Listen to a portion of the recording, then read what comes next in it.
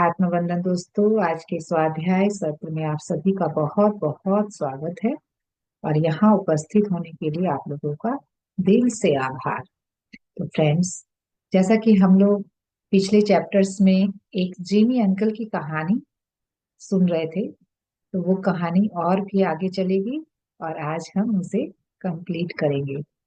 और सभी को बहुत उत्सुकता थी कि ये कहानी कंटिन्यू चलती रहे, बट हमारा उस दिन टाइम कंप्लीट हो गया था, इसीलिए वो कहानी पूरी नहीं हो पाई। तो आज हम उसमें आगे बढ़ेंगे। यस। प्रतिमा प्रतिमा जी। अच्छा, उस दिन और भी कौन बोले थे पढ़ने का? हम आ, बोले थे। हाँ, पुष्पा जी। कौन? हाँ पुष्पा जी, आप पढ़ पाएंगे ना? ना पढ़ ली। बस ये चीज का ध्यान रखना होगा कि आपके बैकग्राउंड से कोई भी साउंड ना आए। मेरे कोई घर भी में कोई रूम।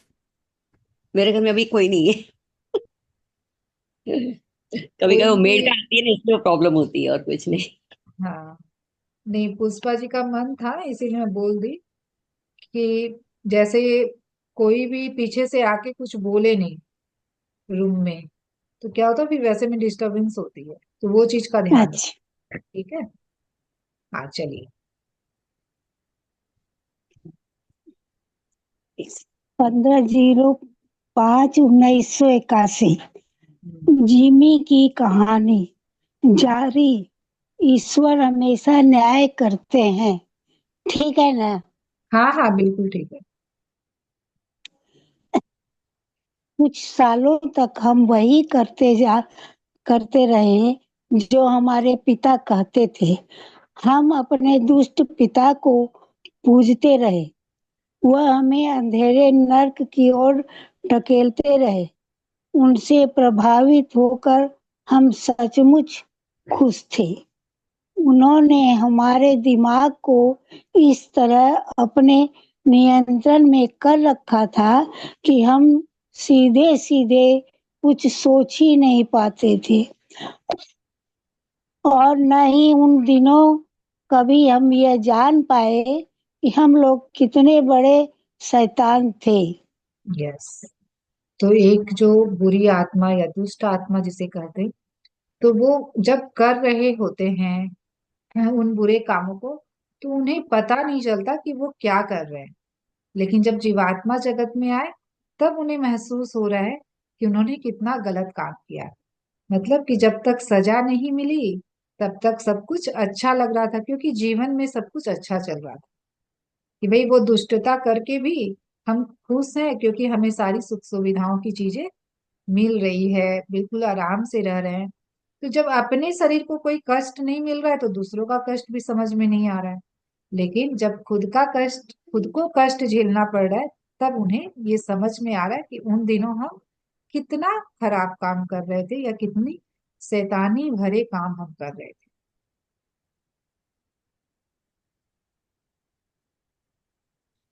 यस। कुछ सालों की खुशहाली के बाद पिता को बुखार आने लगा। डॉक्टरों ने कहा कि उन्हें कुछ समझ में नहीं आ रहा है कि दरअसल उन्हें क्या हुआ था। फिर एक डॉक्टर ने उनके उनके खून की जांच करवाने को कहा। उन्हें ब्लड इससे शुगर था। हमसे उनके खान पान पर कड़ी निगरानी रखने को कहा गया। उन्होंने स्वार्थ को लेकर वे बड़े चौकस थे। इसलिए उन्होंने वह सब कुछ किया जो डॉक्टर ने बताया था। कुछ महीनों के बाद जब उनकी सेहत थोड़ी ठीक हुई, तो वह अकेले ही कहीं बाहर निकल पड़े। लेकिन उनके साथ एक दुर्घटना हो गई। उनके दोनों पैर और हाथ हाथ काटना पड़ा। दूसरा कोई उपाय नहीं था। तो यस, हम कहते हैं ना कि जो जैसे कर्म करता है, उसकी सजा उसे भोगनी ही पड़ती है। तो ऐसा नहीं है कि केवल जीवात्मा जगत में जाकर ही भोगना है, भोगना इस पृथ्वी पर भी है। तो जो जैसे कर्म रहेंगे वो उल्टे आप पर ही पड़ेंगे। तो सोचिए इतने लोगों को उन्होंने कष्ट पहुंचाया था, इतनी इतने लोगों की जीवन को उन्होंने बर्बाद किया था एक तरीके से बोला जाए तो।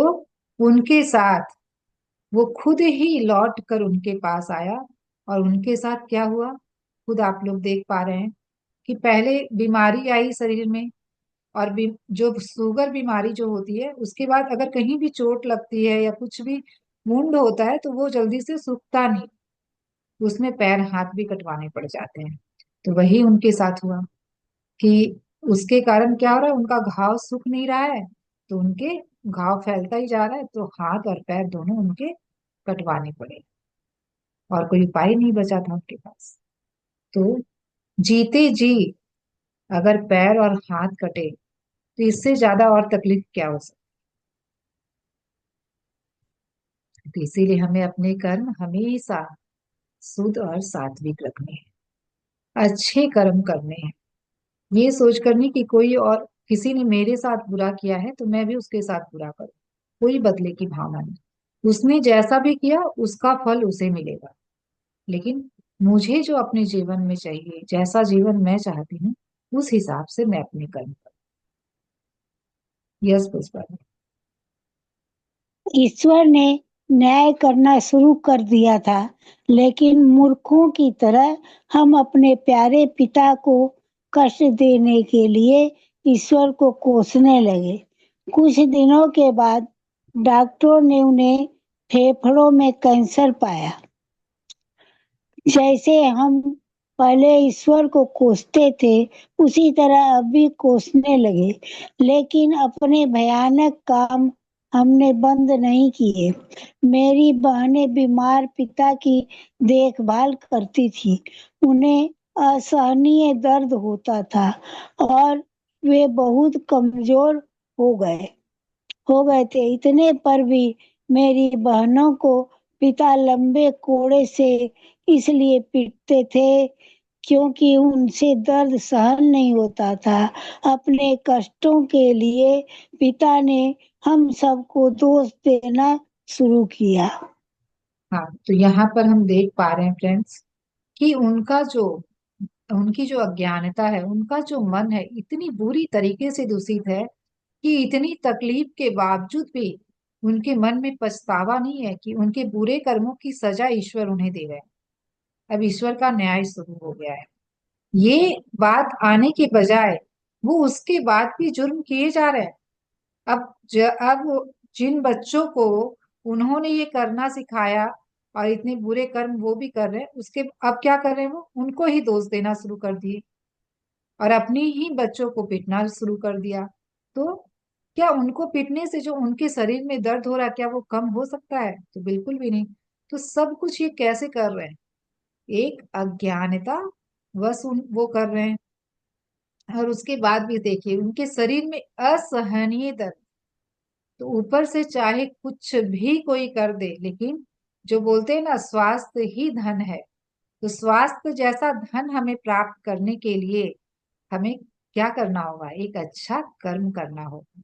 नहीं तो क्या होगा कि वो बीमारी के रूप में हमारे ही शरीर में आएंगे। तो वो कर्म सबसे पहले हमारे इफेक्ट करते हैं हमारे शरीर के स्वास्थ्य को। तो वही इनके साथ में भी हुआ है, और इतना दर्द है कि वो उनसे सहन नहीं हो रहा है। तो चाहे ऊपर से कितनी भी दवा दे दे, चाहे कितनी भी सेवा कोई कर दे, लेकिन जो उनकी पीड़ा है वो तो कोई नहीं ले सकता, वो तो उनको ही काटनी पड़ी। मतलब हर पल वो जीते जीते भी मर रहे हैं।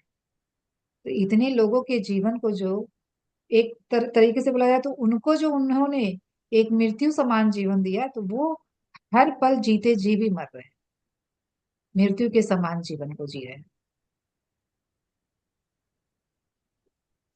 यस पुष्पा। वे हम वे हम पर चिल्लाते थे क्योंकि उन्हें लगता था कि हमने उनकी देखभाल नहीं की और हम बड़े स्वार्थी हैं।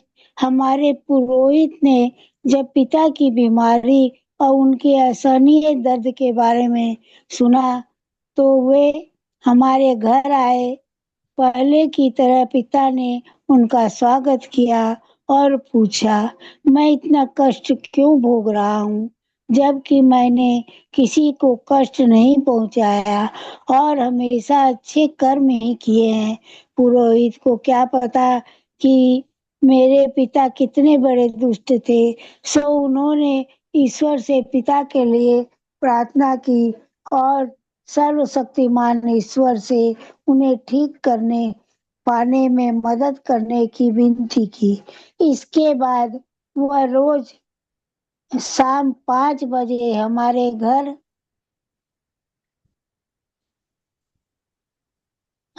थे। पिता के उन्होंने 5। ईश्वर से पिता के लिए प्रार्थना की और सर्वशक्तिमान ईश्वर से उन्हें ठीक कर पाने की मदद करने की विनती की। इसके बाद वह रोज शाम 5 बजे हमारे घर आते। हम सभी उनके आने की तैयारी करते और थोड़े समय के लिए नैतिकता से भरे भले आदमियों की तरह बर्ताव करते। हम्म। तो अभी भी इतना कष्ट पाने के बाद भी वो इसको स्वीकार नहीं कर रहे हैं कि ये मेरे बुरे कर्मों का फल है। अभी भी वो उस ढोंगी स्वरूप को ही जी रहे हैं।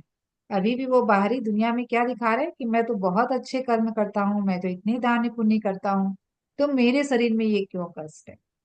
और पंडित भी भाई उनके उसी स्वरूप को देख रहा है कि भाई जो कह रहे हैं सच कह रहे हैं। ये सोचकर वो ईश्वर से प्रार्थना कर रहा है। लेकिन ये प्रार्थना क्या वो काम करेगी? क्योंकि ईश्वर के घर में तो उन्हें कोई छल नहीं सकता है, उन्हें तो कोई धोखा नहीं दे सकता है। तो उसके बाद भी क्या होगा? कुछ नहीं होने वाला था किसी की भी प्रार्थना से, किसी की भी देखभाल से, किसी की भी सेवा से। क्योंकि जब तक कोई बुरे कर्म का पछतावा ना करे तब तक ईश्वर उसकी मदद नहीं करते हैं। शायद यहाँ पर उनके अंदर इतना प्रकाश आ जाता कि वो अपने किए का पछतावा भी करते तो भी शायद उनको माफी मिल जाती और उनके साथ इतना बुरा नहीं होता। यस पुष्पा जी। एक दिन पुरोहित समय से जरा पहले पहुंच गए। घर में प्रवेश करते ही उन्होंने मेरे पिता को अत्यंत गंदी भाषा में मेरी बहनों पर चिल्लाते और अपने कष्टों के लिए उन्हें दोष देते सुना। उन्होंने यह भी कहा कि मरती हुई एक बूढ़ी औरत ने उन्हें बद्दुआ दी थी कि वे भयानक कष्ट भोगेंगे।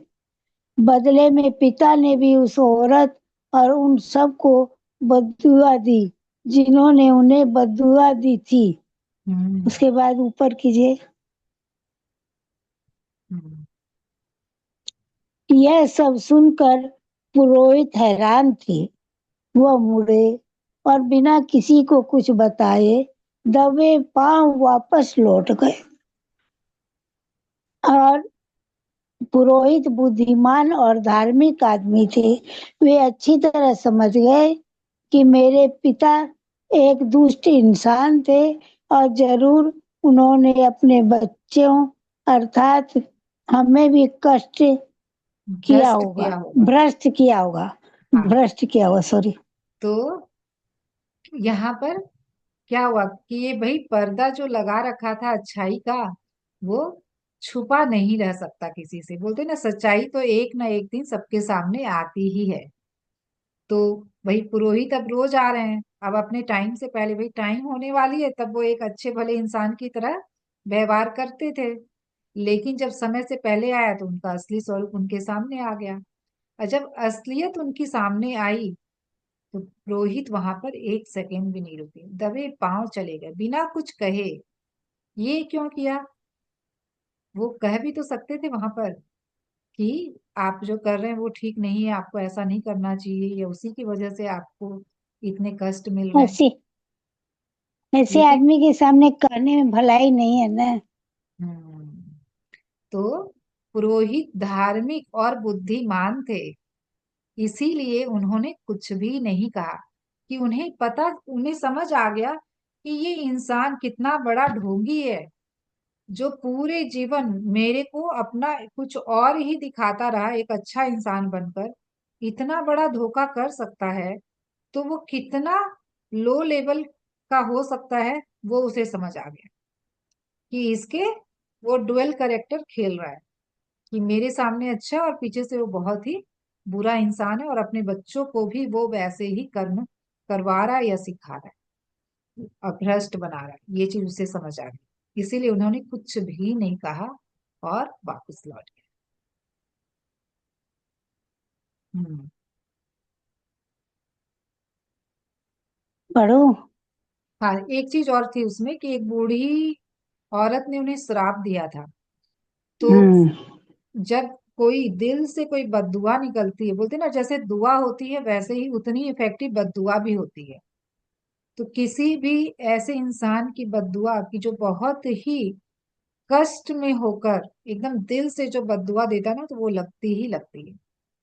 तो कभी भी हमें किसी की बददुआ नहीं लेनी है, लेनी है तो दुआएं लेनी है। तो ऐसे काम करें ताकि सभी हमें दुआएं दें। यस, पुष्पा जी। 16/05/1981। हम्म। जिमी की कहानी जारी। ईश्वर सब कुछ देख रहे हैं। पुरोहित सचमुच एक बुद्धिमान और स्पष्टवादी व्यक्ति थे। उन्होंने एक पुलिस अधिकारी से बात की और उनसे कहा कि वह हमारे परिवार के बारे में सब कुछ पता करे। थोड़े ही दिनों में पुलिस ने सब कुछ पता कर लिया और उन्होंने सारी जानकारियों जानकारियां हासिल कर ली, लेकिन अभाग्यवश से उनके पास कोई सबूत नहीं था। हम्म। सोचिए पुरोहित कितने ऊपर बुद्धिमान थे कि ये ऐसे दुष्ट इंसान को अगर मैं कुछ, मतलब वहां पे कोई रिएक्शन नहीं था, उन्होंने क्या किया, रिएक्शन के बदले एक्शन लिया, कि भाई मैं ऐसा एक्शन लूं जिससे उसका प्रभाव कुछ किसी के भी ऊपर ना पड़े। पहले पता करूं कि सच्चाई क्या है, जो मैंने देखा है वो क्या वास्तव में वैसा है, या भाई कोई होता ना कभी गुस्से में आकर ही इंसान वैसा कर देता है, तो यह क्या उसी मोमेंट के लिए था, या फिर ये व्यक्ति का कैरेक्टर ही ऐसा है। इसीलिए उन्होंने पुलिस से कंसल्ट की। यस पुष्पा जी। लेकिन यहाँ पर भी देखिए सबूत कुछ नहीं है, आगे देखिए क्या होता है सूझबूझ से। पढ़ो। हाँ हाँ। उन्हें सूझ नहीं रहा कि क्या करें। इस बीच मेरे पिता की हालत बिगड़ती जा रही थी। अब उन्हें सारे शरीर में असहनीय दर्द होने लगा था और उनकी डायबिटीज भी काफी बढ़ गई थी। सारे शरीर में उनकी त्वचा पर फुंसियां निकलने लगी थी। उनका गुस्सा भी काफी बढ़ गया था और उनकी हालत देखी नहीं जाती थी। जो कुछ भी उनके हाथ आता वो फेंकने लगते थे और साथ ही हमें गालियां देते और कोसते थे। हम्म। तो देखिए इस ईश्वर के दरबार में, मतलब बोलते ना कि भगवान के घर देर है अंधेर नहीं। तो वही बात है फ्रेंड्स, कि उनके बुरे कर्मों का पूरा हिसाब किताब तो उन्हें देना था।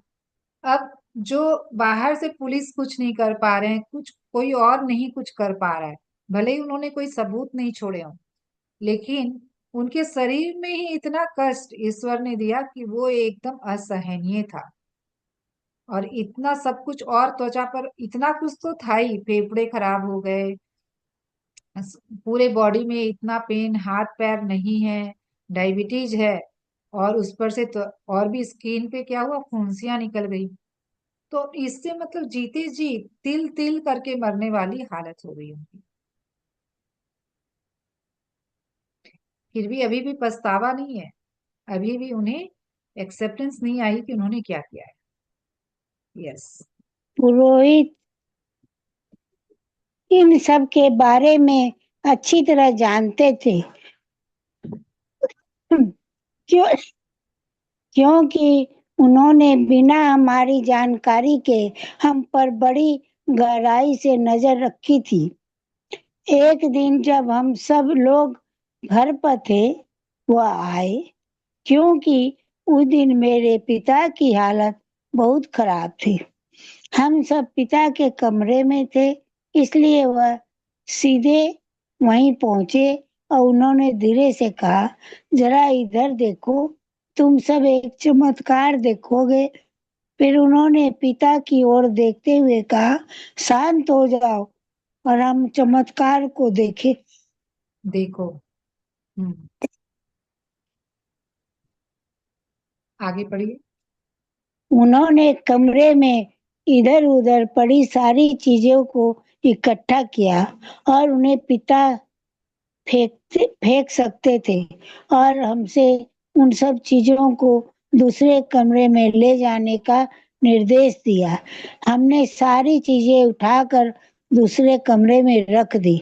हमने सोचा शायद पुरोहित पिता को जादुई तरीके से ठीक करेंगे। हम्म। तो अभी भी वो सोच रहे हैं कि कुछ चमत्कार हो जाए और मेरे पिता ठीक हो जाएं। यस। उन्होंने इस बात का पूरा ध्यान रखा था कि आसपास कोई ऐसी चीज न हो जिसे फिर पिता उठाकर हम पर फेंक सके।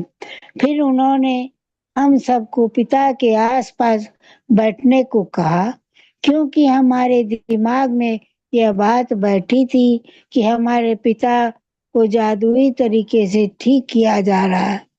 इसलिए हम बिल्कुल यह नहीं सोच सके कि पुरोहित हमें, जिन्होंने सालों तक कई लोगों को ठगा है, मूर्ख बनाकर एक अलग ही चमत्कार दिखाने वाले हैं।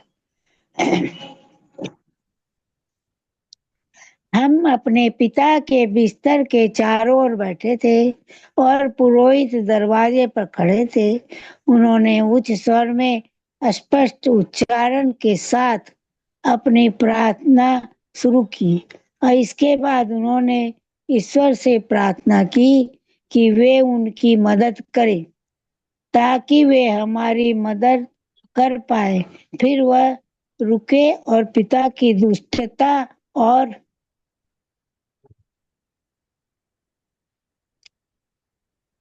हम्म।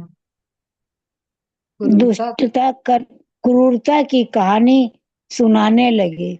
इस पर पिता चिल्ला उठे। वह पुरोहित को गंदी भाषा में गालियां देने लगे। हमने उन्हें रोकने का असफल प्रयास किया। फिर तभी हमने देखा कि पुरोहित के पीछे से हाथों में बंदूक लिए पुलिस के कुछ जवान प्रकट हुए। हम्म।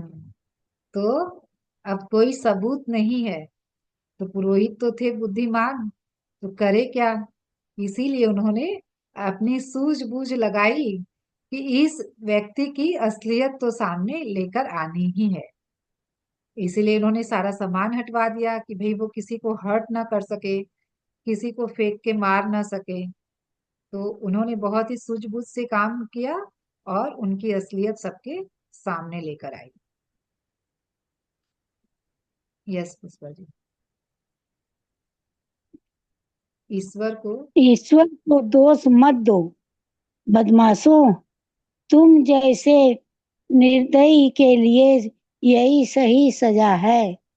तुम्हें अपना फल मिल रहा है। पुरोहित ने कहा, भगवान ही जाने अपने घोर पापों के लिए तुम्हें नरक में कितना कुछ और भोगना पड़े। सर्वशक्तिमान ईश्वर के साथ तुम छल नहीं कर सकते।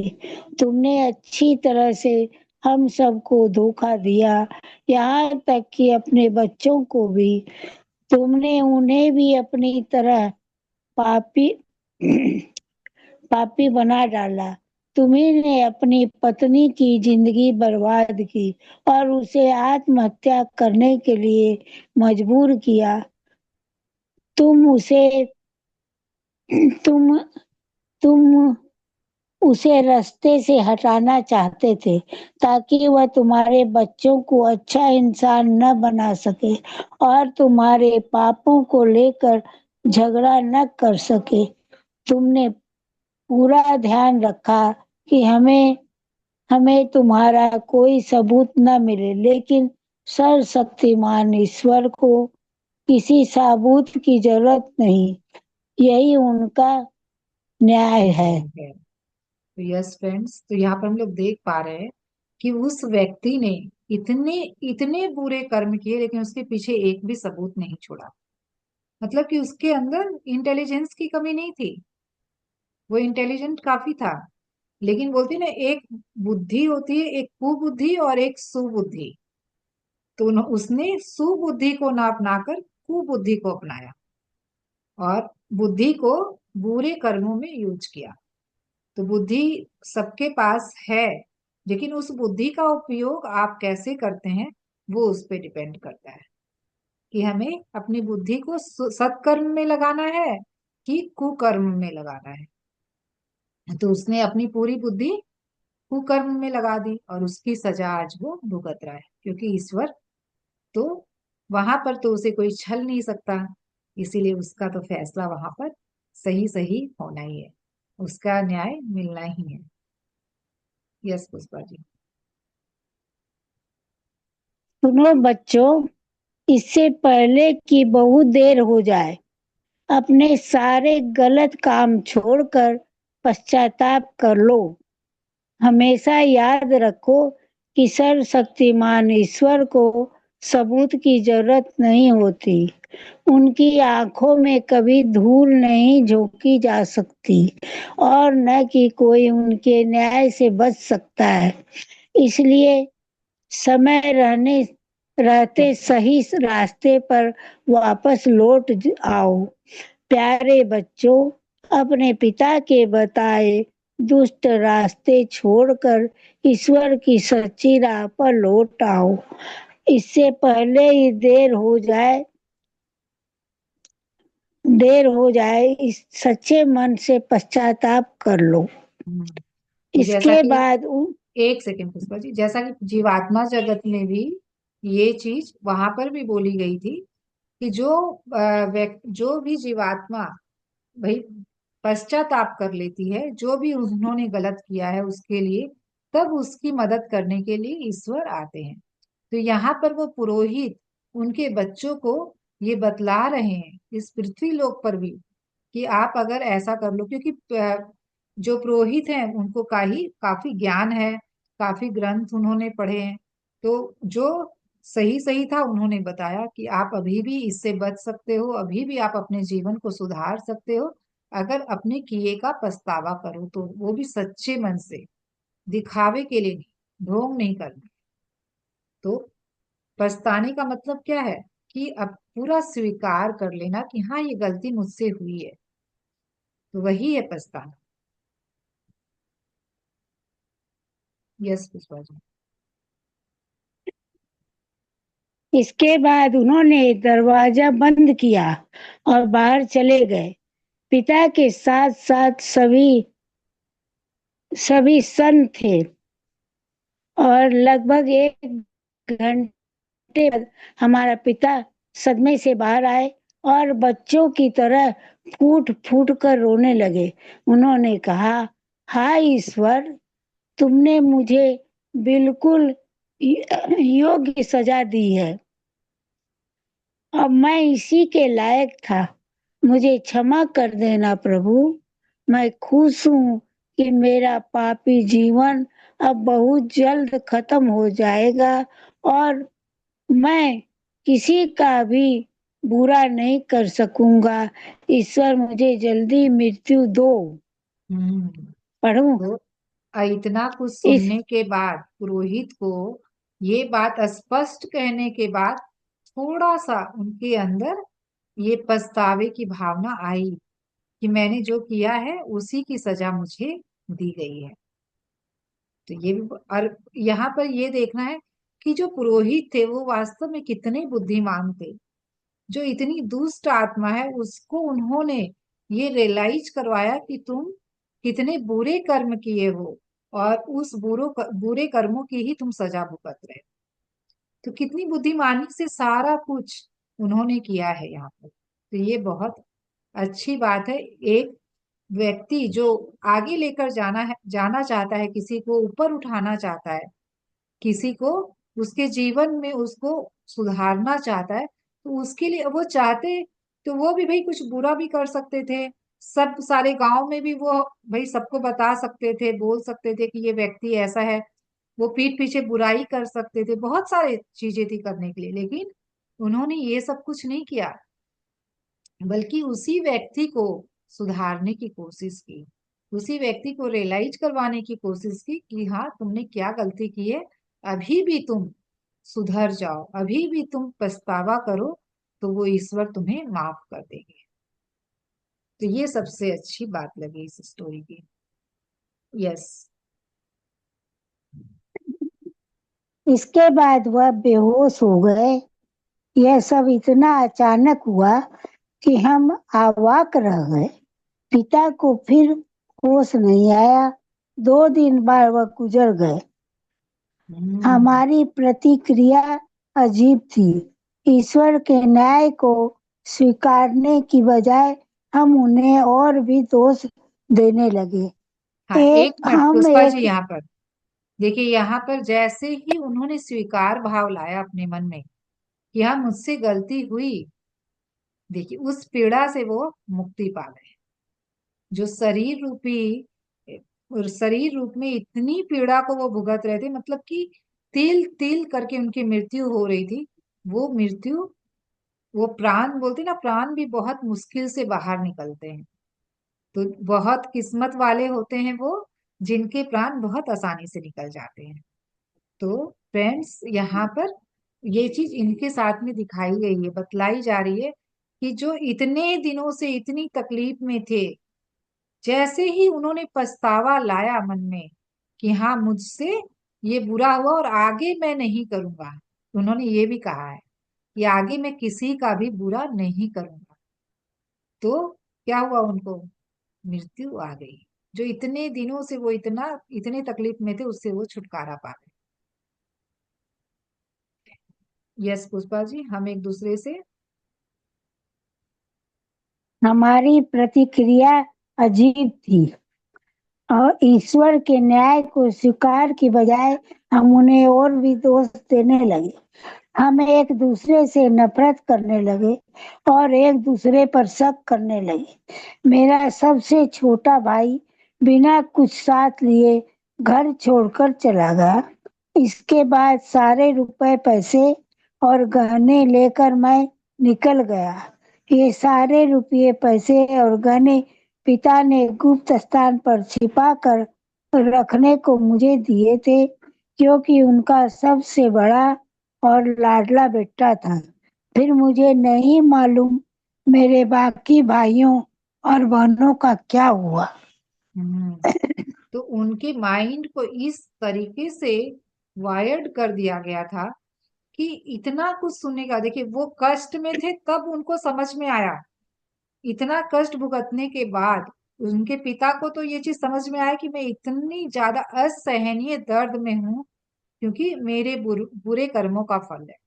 लेकिन अभी भी उनके बच्चों को नहीं समझ आया, क्योंकि वो पूरी तरह से उस तरह से मेंटली वायर्ड हो चुके हैं कि हर समय वो बोलते हैं ना, लो इमोशंस, बुरी भावनाएं, दुर्भावनाओं में रहने की उनको एक आदत पड़ गई। तो उनके ऊपर कोई असर नहीं हुआ पुरोहित की बात का, और उल्टा वो ईश्वर को अभी भी दोषी मानने लग रहे हैं, अभी भी दोष दे रहे हैं कि भाई ईश्वर ने जो किया वो ठीक नहीं किया, क्योंकि उन्हें तो अभी भी लग रहा है कि हम जो कर रहे हैं वो ठीक है। उस तरीके से उनका माइंड वायर्ड है।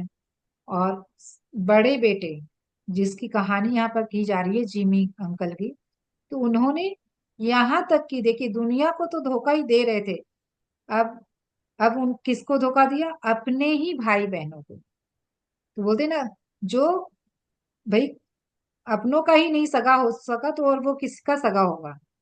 तो वहां पर वो किसी का भी सगा ना हो पाया। यहाँ पर उसके सब सारी परिवार तितर बितर हो गए, किसी का कोई खोज खबर नहीं, जबकि वो सबसे बड़ा था, सारा सारी धन संपत्ति उसके पास थी। तो उसकी जिम्मेदारी थी ये, बड़े बेटे होने के नाते, कि भाई वो अपने छोटे भाई बहनों का ख्याल रखे, उनके आगे की जिंदगी को संवारे। लेकिन उसने वैसा कुछ भी नहीं किया। केवल मन में क्या है, लालच, लोभ, उसी में बसीभूत है उसका जीवन। और उसी के बसीभूत होकर उसने खाली धन बटोरा और चल दिया।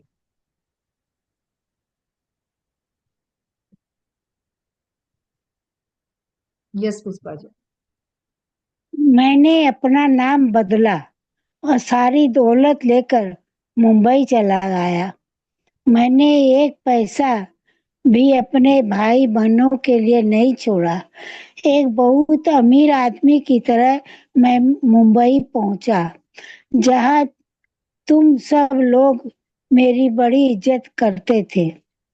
मैंने एक बार खूबसूरत लड़की से शादी की, लेकिन मैंने इस बात पर पूरा ख्याल रखा था कि लड़की सुंदर हो, लेकिन पूरी तरह बेवकूफ, ताकि मैं अपनी योजनाएं बिना किसी बाधा के पूरी कर सकूं। मैं बिल्कुल नहीं सुधर पाया, जबकि पुरोहित ने मुझे इनके लिए प्रेरित किया था। हम्म। पढ़ो। सोचिए, अभी भी वो योजनाएं चल रही हैं जो उनके पिता ने उनको सिखाया था, जो शिक्षा दी थी, उसी के हिसाब से, उसी पैटर्न में वो अपनी लाइफ को जी रहा है।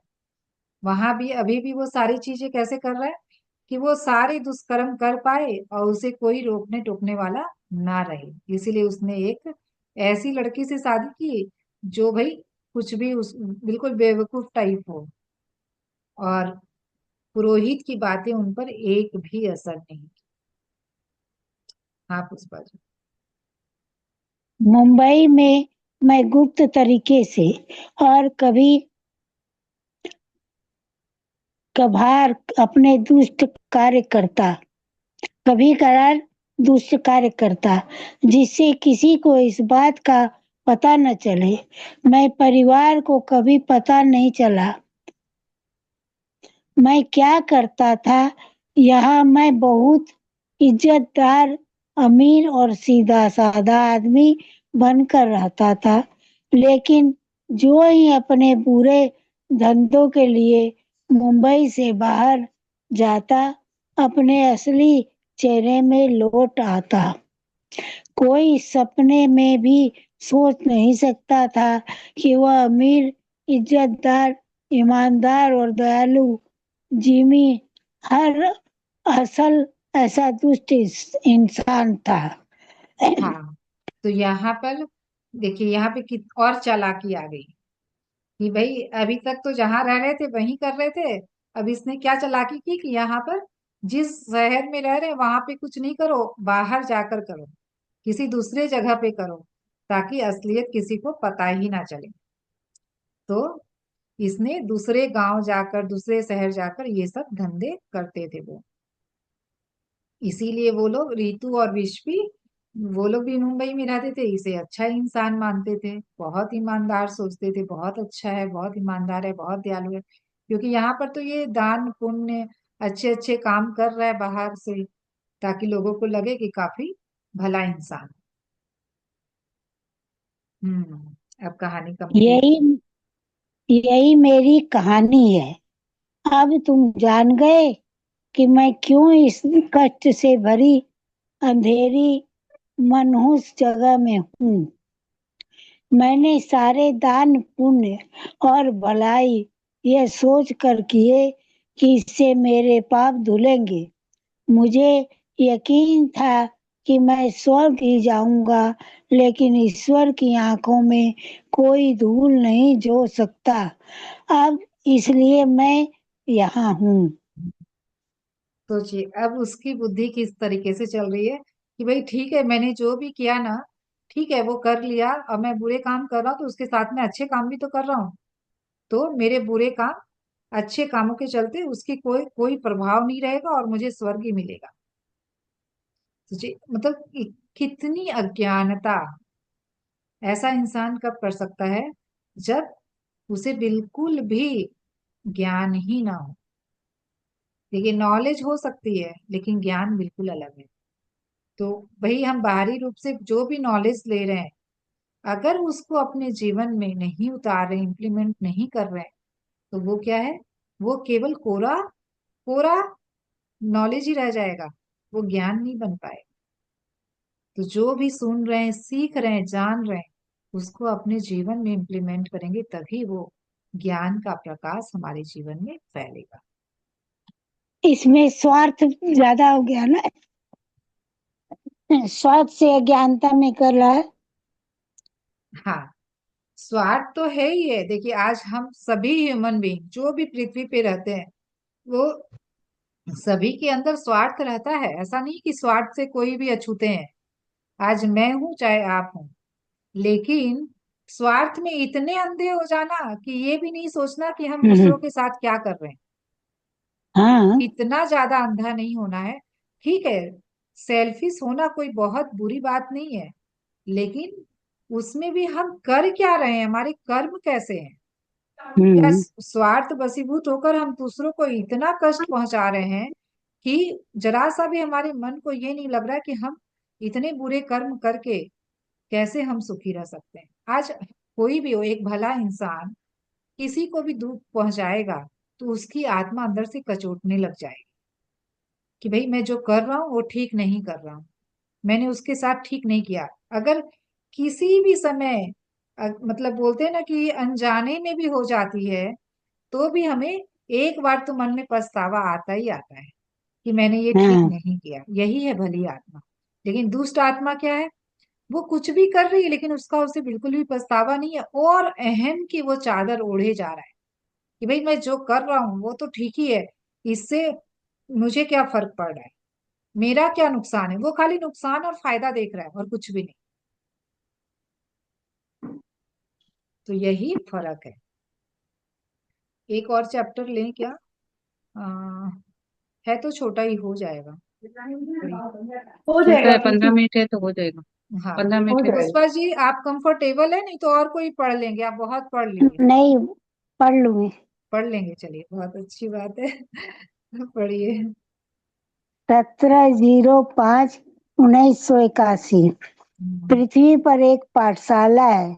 पृथ्वी जीव एक आत्मा जब पाठशाला है, एक सेकेंड, पृथ्वी एक पाठशाला है। Earth is our school. पृथ्वी पर हम क्यों आते हैं? अच्छा, हम लोग स्कूल क्यों जाते हैं? हम्म, पाठशाला लाओ इसे यहाँ। क्यों कहा गया है? पृथ्वी को पाठशाला क्यों कहा गया है? बहुत इंपॉर्टेंट है ये।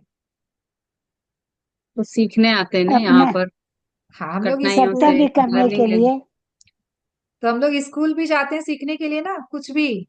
भाई हम वहां भी कुछ ना कुछ तो सीखते ही हैं, पढ़ना लिखना जो भी सीखते हैं स्कूल में सीखते हैं। तो पृथ्वी भी एक स्कूल है जहाँ हम सीख रहे हैं। तो हमें क्या सीखना है इस पृथ्वी रूपी पाठशाला में? अच्छे कर्म करना। जो ज्ञान है, जो विजडम हम्म। हमें लेना है, ये पृथ्वी रूपी पाठशाला में ही। जो हमारे लाइफ लेसन्स होते हैं ना, वो हम लेते हैं यहाँ पर। तो इसके लिए ही हम इतने सारे चैलेंजेस चुन के आते हैं। हम अपनी पूरी सोल प्लान में ये प्लानिंग करके आते हैं कि भाई मुझे इस जन्म में ये लेसन सीखना है।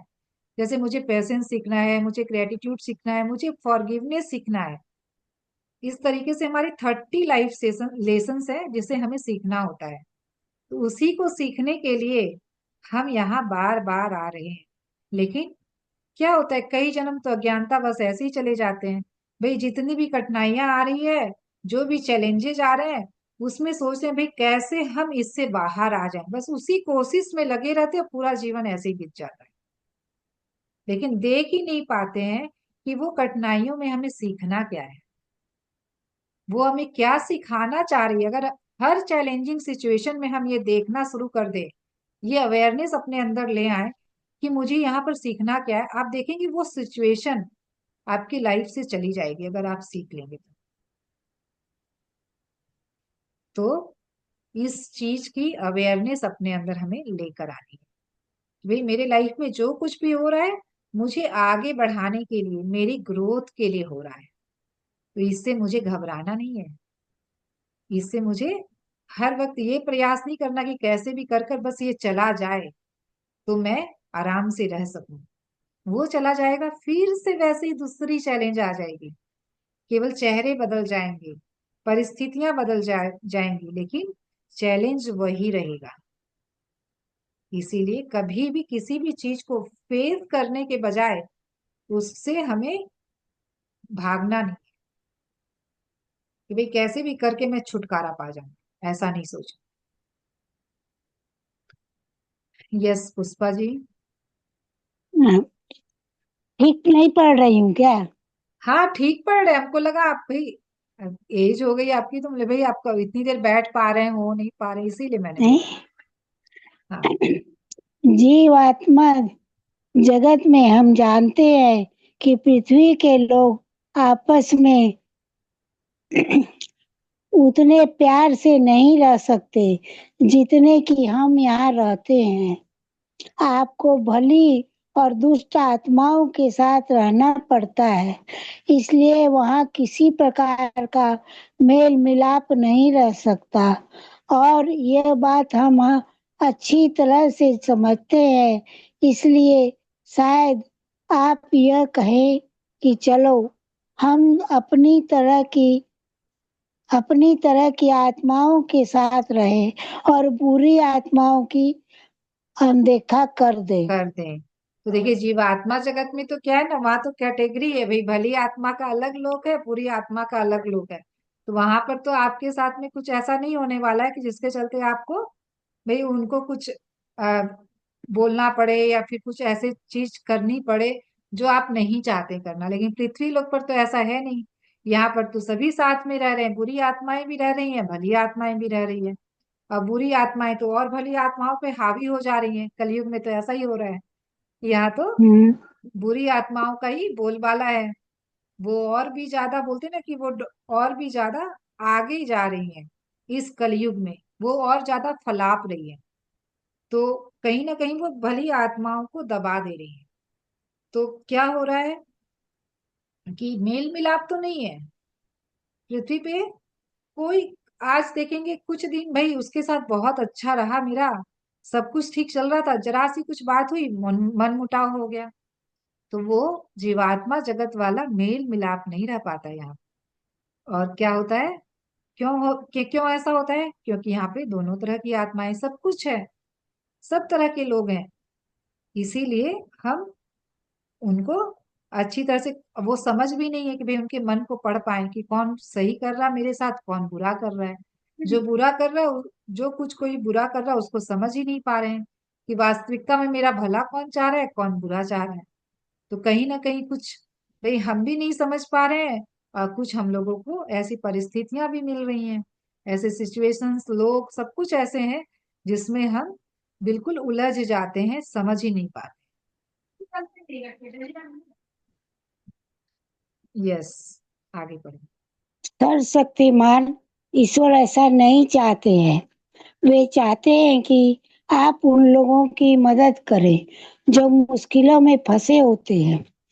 वे चाहते हैं कि आप बुराइयों से लड़ें और धरती की दुनिया में सुधार लाए।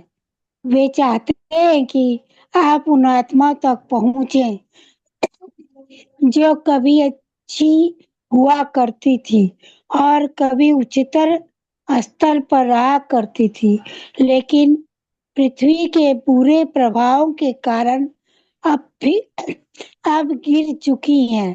आप उन्हें यह समझाएं कि उन्हें अच्छी राह नहीं छोड़नी चाहिए, बल्कि उन्हें हमेशा सही रास्ते पर ही चलना चाहिए। हम्म।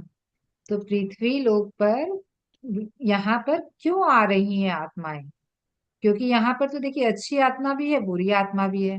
तो सब जो अच्छी आत्मा है वो आ रही है कि मैं बुरी आत्मा को अपलिफ्ट करूं, मैं उसको भी ऊपर उठाऊं, उसकी मदद करूं ऊपर आने में। अब जैसे हम लोगों ने कहानी सुनी जिमी जिमी अंकल की और विस्पी और रितु की, तो वो कुछ इस तरह का भी तो उनके बीच में एग्रीमेंट हो सकता है ना, कि भाई इस बार जब आप मनुष्य रूप में जाएं तो हम भी आपके साथ जाएंगे और आपको वो बुरे कर्म नहीं करने देंगे, क्योंकि वहां पर एक अंदर से लगाव है। तो इस तरीके से ही हम अपने सोल एग्रीमेंट्स करते हैं। तो आप देखेंगे कि भाई पूरी फैमिली में बहुत नियर डियर वंस भी आपके लाइफ में कई बार चैलेंजेस लेकर आते हैं। कई बार उनका बिहेव भी आपके साथ नहीं ठीक रहता है। तो आपको लगता है कि भाई ये मेरा खासम खास होकर मेरे साथ ऐसा क्यों कर सकता है। हो सकता है वो हमारे पति हो सकता है कि वो हमारा बच्चा ही हो सकता है वो हमारे माँ बाप हो सकता है वो मेरे भाई बहन ही हो, जो हमारे साथ अच्छा व्यवहार नहीं कर रहे हो, कुछ ऐसा कह रहे हो जो हमें अच्छा नहीं लग रहा हो। और वो भी किस लिए ऐसा किया। इसीलिए मैं हमेशा कहती हूँ, जो आपकी लाइफ में जो निगेटिव रोल निभा रहा है, वो आत्मा बहुत स्ट्रॉन्ग सोल होती है। वो आपकी प्रगति के लिए, आपके ग्रोथ के लिए वो आपके लाइफ में निगेटिव रोल निभाना चूज करके आई है, ताकि आप ग्रो कर सके, आप जो लेसन सीखने आए वो सीख सके। तो हमें उन्हें भी ग्रेटिट्यूड देना है। जैसे मैं अपना एक्सपीरियंस बताऊं, तो मैं आध्यात्मिकता में जुड़ी तो मेरे लाइफ में भी चैलेंजेस थे। भाई मेरे भी बहुत नियर एंड डियर वंस में, भैया मेरी सिस्टर इन लॉ, उनके साथ मेरी नहीं जम रही है। वो कुछ ना कुछ ऐसे ऐसी परिस्थितियां क्रिएट कर रही हैं जो मुझे परेशान कर दे रही हैं। मेरी एक नॉर्मल पीसफुल लाइफ नहीं है, तो अब मैं करूँ क्या। तभी तो मैं आज आध्यात्मिकता से जुड़ी और इतना कुछ मैंने जाना समझा और आगे बढ़ी। तो मैंने देखा कि वही इंसान जो मेरी लाइफ में नेगेटिव रोल प्ले कर रहा था, जैसे ही मैंने उस सिचुएशन से सीख लिया कि मुझे करना क्या है, तो वो इंसान का पूरा करेक्टर ही चेंज हो गया। वही सिस्टर इन लॉ पूरी तरीके से बदल गई। तो क्यों ऐसा हुआ। तो वही चीज यहाँ पर बताया जा रहा है कि हम इस पृथ्वी ग्रह में भली आत्माएं जो हैं बुरी आत्माओं को अपलिफ्ट करने के लिए आते हैं, उन्हें सही रास्ता दिखाने के लिए आते हैं। तो हमें बुराई से लड़ना तो पड़ेगा। हमारे लाइफ में संघर्ष तो रहेगा, लेकिन हमें संघर्ष से डरना नहीं है, उससे लड़ना है।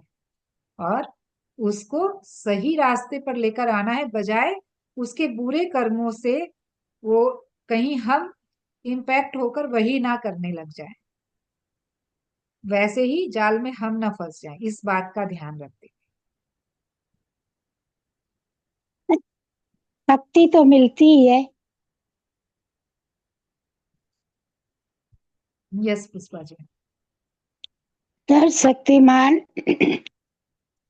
ईश्वर चाहते हैं कि आप उनकी तरफ से काम करें और अपनी पृथ्वी को एक सुंदर और प्यारी जगह बनाए रखें। वे यह नहीं चाहते कि आप दुष्ट या बुरी आत्माओं से दूर भागकर अच्छी आत्माओं के बीच हाथ पर हाथ धरे चुपचाप बैठे रहें और अपने बहुमूल्य समय को नष्ट नष्ट करें। हम इसे बहुमूल्य इसलिए कहते हैं क्योंकि पृथ्वी पर आपका जीवन बहुत छोटा होता है, पर जीव आत्मा जगत में आत्माएं लंबे समय तक जीवन जीती हैं। सोचिए, ये जो पृथ्वी पर हमें 80 90 100 जितने भी साल मिले हैं जीवन के, वो ही हमको लगते कितने लंबे हैं। और सोचिए जीवात्मा जगत में यही जीवन और भी लंबा, मतलब सैकड़ों सैकड़ों बरस हमें एक लोक में बिताना होता है, तब जाकर हम कहीं मनुष्य जीवन में आते हैं। इसीलिए वो आत्माएं मनुष्य जीवन में आना चाहती हैं कि उनकी ये जर्नी थोड़ा फास्ट हो जाए, वो और जल्दी उस उच्चतर लोक में जा पाए, अपनी जो भी लेसन्स लेने वो लेकर, जो सीखना उन्हें सीख कर। तो यहाँ पर बोलते हैं सर्वशक्तिमान ईश्वर कि इस पृथ्वी को भी हम स्वर्ग बना सकते हैं, एक सुंदर और प्यारी जगह भली आत्माएं बना सकती हैं, अगर वो दुष्ट और बुरी आत्माओं को उन्हें अपलिफ्ट कर देते, उनके अंदर भी वो प्रकाश जगा देते। तो हम जितनी भी भली आत्माएं हैं, उनको ये काम दिया गया है परमात्मा की ओर से कि भाई और भी लोगों को जगाओ, और भी लोगों को ऊपर उठाओ, उनके अंदर ज्ञान की ज्योति जगाओ।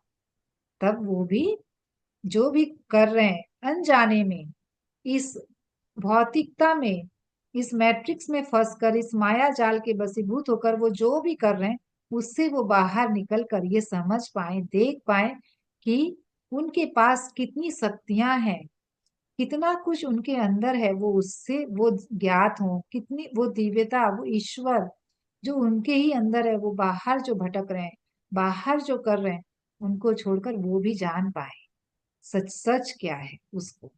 इस ज्ञान से उन्हें भी हमें उनको बताना है, वो सही राह दिखाने में हमें हेल्प करनी है। यहाँ पर ये प्रश्न आता है, कोई देखना ही नहीं चाहे तो कैसे दिखाएं?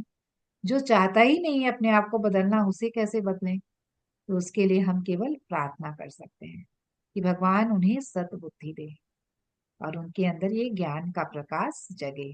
इसलिए मैं जब भी मेडिटेट करवाती हूँ तो अंत की तरफ हम ये प्रार्थना करते हैं कि सबके अंदर ये जो मेरे हृदय से प्रेम रेडिएट हो रहा है, वो सबके अंदर बुद्धत्व को जगाए।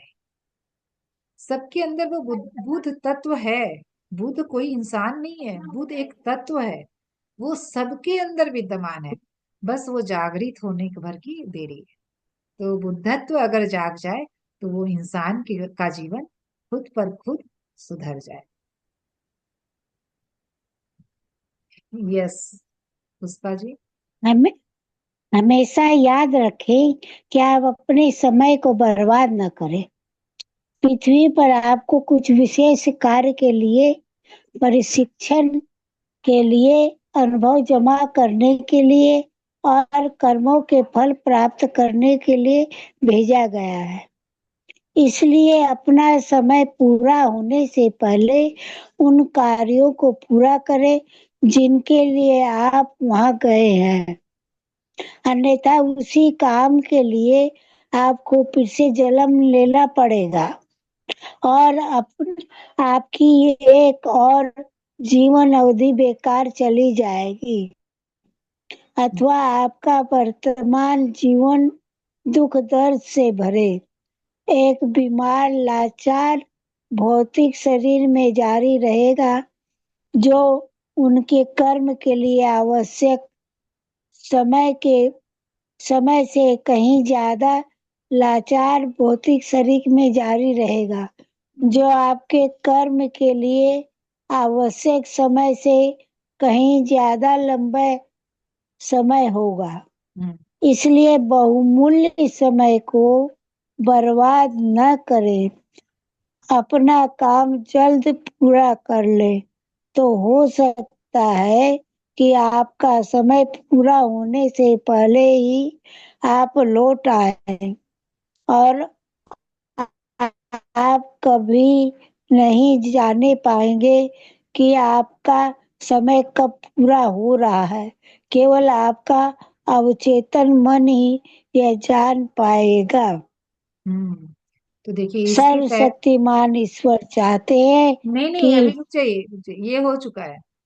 यहाँ पर एक चीज जो थी कि भाई हम जो हमेशा एक कंफर्ट जोन में रहना चाहते हैं कि भाई भली आत्माएं, भाई मैं अपने लाइक माइंडेड लोगों के साथ ही रहना चाहती हूँ, मुझे ठीक नहीं लगता है। तो इस कंफर्ट जोन से भी हमें बाहर निकलना है। हम यहाँ पर जो काम करने आए हैं, जो हमें करना है, वो हमें इस छोटी सी अवधि में उसे पूरा करना होता है। तो उसके प्रति हमें जागृत होना है और वो हमें करना है।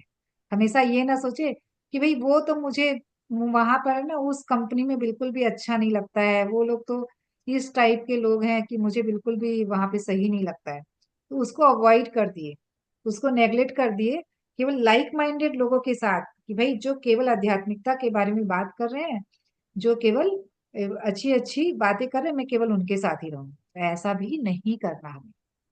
हमें अपना काम करना है यहाँ पर, कि अपनी कोशिश जारी रखनी है, अपना प्रयास जारी रखना है। उनको भी समय समय पर समझाते रहना है, समय समय पर उनको भी इन्फॉर्म करते रहना है कि भाई ये चीज करने से क्या हो सकता है, कैसे जीवन उनके उनके जीवन में भी पता नहीं किस वक्त आपने 100 बार कहा हो, कोई एक बार उसके मन को वो बात लग गई।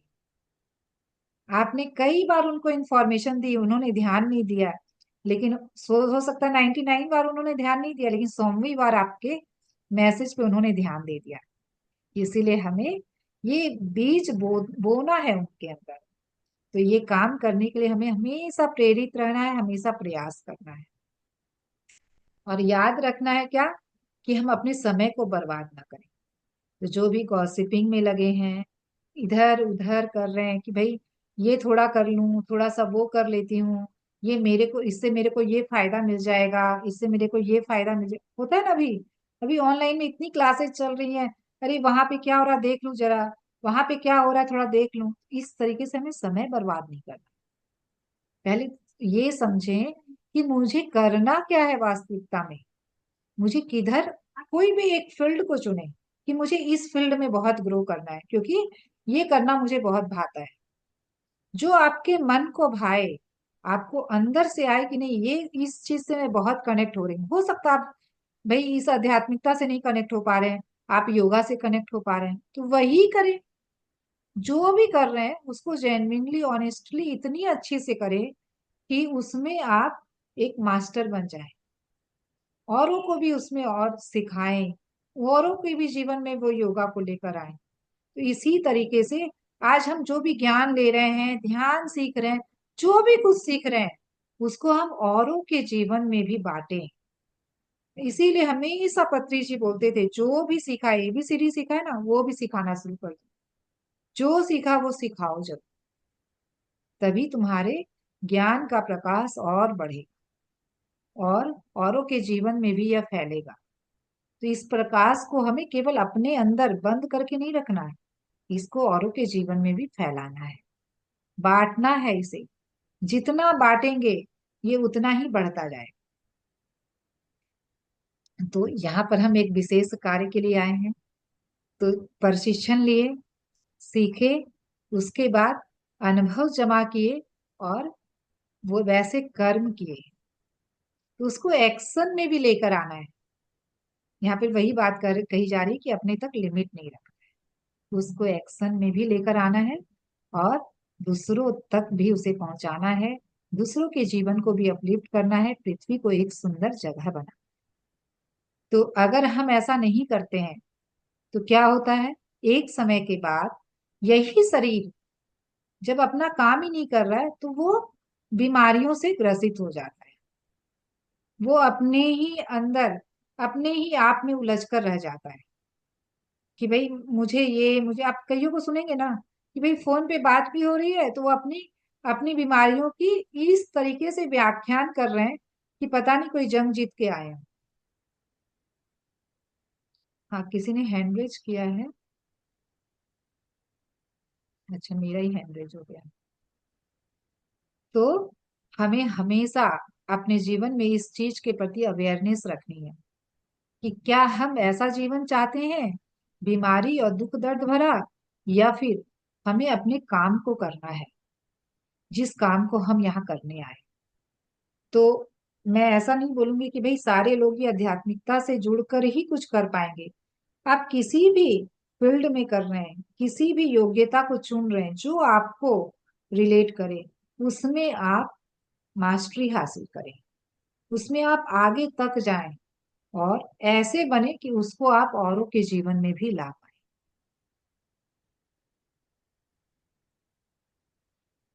तो हमारे जीवन में हमें नैतिकता लेकर आनी है। तो नैतिकता क्या है कि भाई मोरल, कि मोरल वैल्यूज क्या क्या हैं, कौन कौन से गुण सद्गुण हमारे अंदर हमें डेवलप करने हैं। उसके लिए हमें एक अपनी लाइफ को सेल्फ डिसिप्लिन करना होगा, और वो हम खुद ही कर पाएंगे, और कोई हमारे जीवन को नहीं कर पाएगा डिसिप्लिन। तो एक सेल्फ खुद में ये भाव आए कि मुझे अपनी लाइफ को अपने कुछ प्रिंसिपल्स के साथ जीना है, कुछ प्रिंसिपल सेट करने हैं, उसके हिसाब से चलना है। तो ये डिसिप्लिन अपने आप में जरूर लाना है, तभी आप एक एक्शन मोड में आ पाते हैं।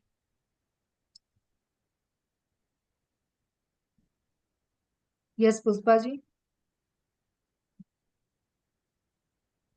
सर्वशक्तिमान ईश्वर चाहते हैं कि पृथ्वी पर आप पूरी और हाल ही में गिरी हुई आत्मा को सुधारे और निस्वार्थ रूप से जरूरतमंदों तथा मुश्किल में पड़े लोगों की मदद करें। यही मुख्य कारण है पृथ्वी पर आपके होने के। इसलिए आप अपने कर्तव्यों का पालन करें ताकि बाद में ऊपर कीजिए।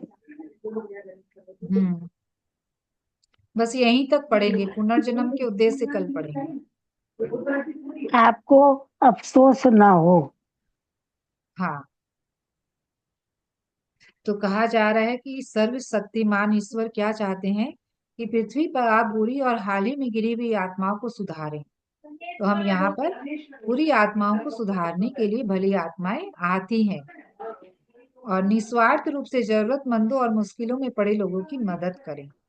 तो अगर आप उनकी मदद कर रहे हैं कुछ स्वार्थ को लेकर कि भाई मैं इसकी ये मदद करूंगी तो उसके बदले में मुझे ये फायदा होगा, तो ऐसा नहीं करना है कि भाई आज मैं इतना, ये है ना, मैं आज ध्यान करवाऊंगी ना तो इतने बहुत सारे लोग मुझे जानेंगे, मेरा नाम होगा, मैं फेमस होंगी। ऐसा अगर भाव है तो ये भाव के साथ ना सिखाए।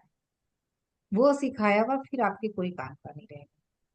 तो यहाँ पे जो कुछ भी कर रहे हैं उसको निस्वार्थ भाव से और मन में ये भाव रखकर ये अपना गोल सेट करें कि मेरे को और लोगों के जीवन में जो भी मैंने पाया है वो लेकर आना, वो सद्गुणों को डेवलप करना है, उनके अंदर ये ध्यान का बीज बोना है, उनको ये ज्ञान का प्रकाश उनके तक पहुंचाना है।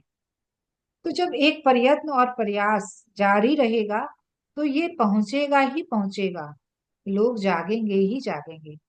वहां पर क्या होता है ना, फिर जजमेंट्स नहीं आएंगी कि भाई मैंने तो बहुत बार कहा लेकिन वो तो करता ही नहीं है तो क्या कह के फायदा, लोग तो ऐसे ही होते हैं। तो क्या ये जजमेंट्स आ रही है जब आप कुछ कर रहे हैं तो, जब आप किसी को बता रहे हैं तो साथ में अगर वो नहीं कर रहा तो साथ में क्या आपको ये जजमेंट्स आ रहे हैं? तो वहां पे निस्वार्थ भाव नहीं है। अगर निस्वार्थ भाव होगा तो ये जजमेंट्स नहीं आएंगे। आप हमेशा, आपकी सोच उस तरफ होगी कि एक ना एक दिन ये आत्मा आएगी, इस सत मार्ग पे जरूर आएगी। तो वो धैर्य आ जाता है। लेकिन जहां स्वार्थ होता है ना तो वहां पर एक व्याकुलता होती है।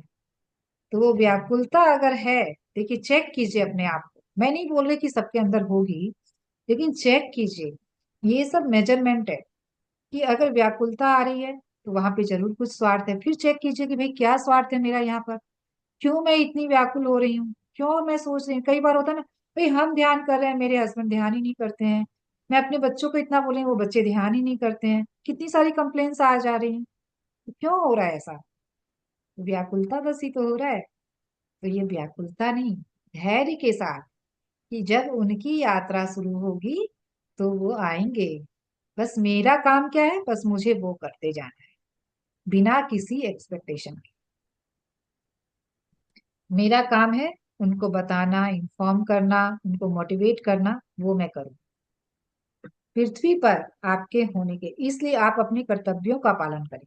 तो हमें अपने कर्तव्य करते जाने हैं और उसके बाद अफसोस नहीं करना है कि भाई मैंने तो इतना बोला फिर भी उसने किया ही नहीं, मैंने तो उसने उसे बहुत समझाया पर वो समझा ही नहीं।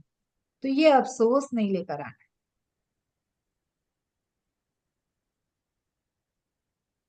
कोई का कोई सवाल? आज ऑलरेडी हम लोग बहुत, यस,